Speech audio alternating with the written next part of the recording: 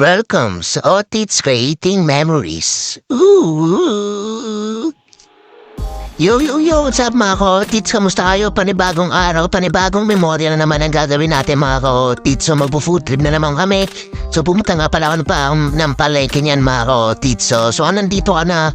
Hintayin mo na. So magluluto nga pala ako ng special sinangag ni Otits Jairus. So siyempre pumunta mo na ang palengke para mamili kung ano ba yung gusto mong mapupusuan ko, mapupusuhan, no?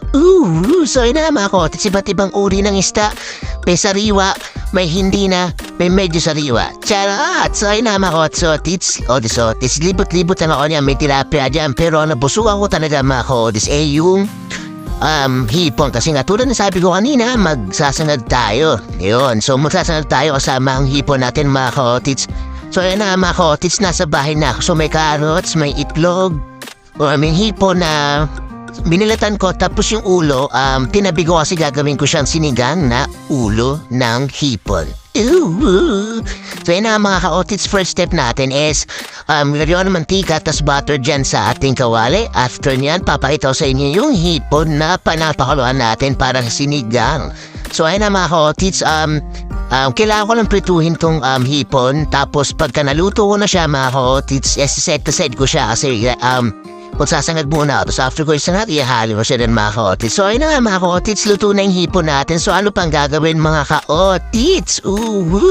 Itatabi ko na yan, Otis kay sa akin mga ka-Otits. So ayun na nga mga ka-Otits, mapakita ko muna sa inyo yung hipon na umukulo na, di ba? Walang sayang, walang tapon kasi Otits yan eh. Otits check. So ayun na mga ka-Otits, ito nandito na tayo sa itlog.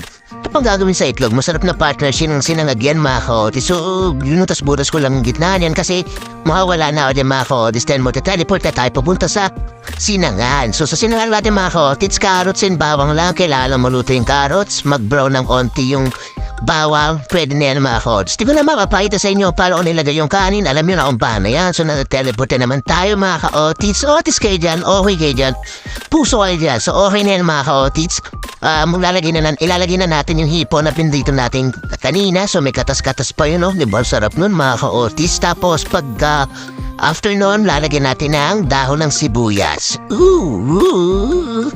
Mga ka-Otits, yung dahon ng sibuyas, pampabango at pampasarap din ang sinanag natin yan mga ka-Otits, diba? So lalagyan nyo lagi ng dahon ng sibuyas, sinanag nyo mga ka-Otits.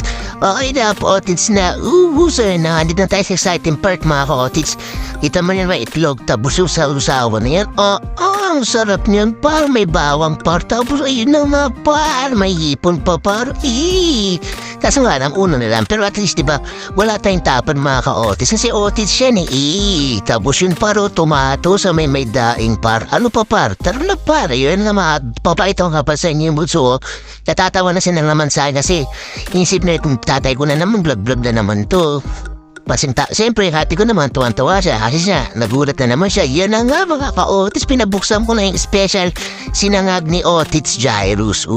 Pero pinakamasarap na part mga ka-Otits, makita mo yung mga anak mo na napagsisilban mo sila. Tapos yung time, natutuwa sila, di ba mga ka-Otits? Hindi sayang ang effort natin mga ka-Otits. Kita naman yung ate ko at yung bunso na yan na babae.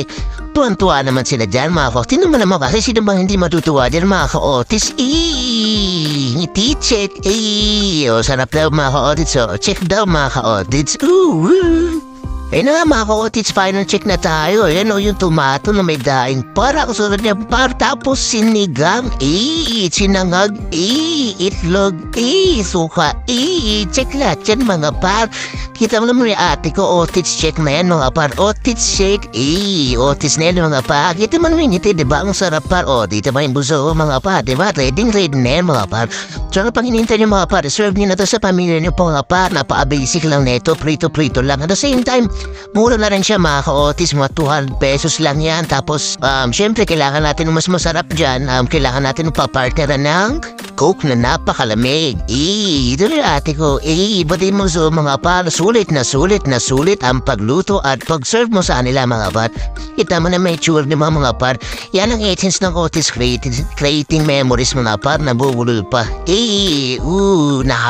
Nakadala mo na pala siya yung mga pagitan niya naman ganadong-ganado mga ka-otis mo yung ate ko. Simple lang pero ang dami na nakain yan mga ka-otits. Ooh!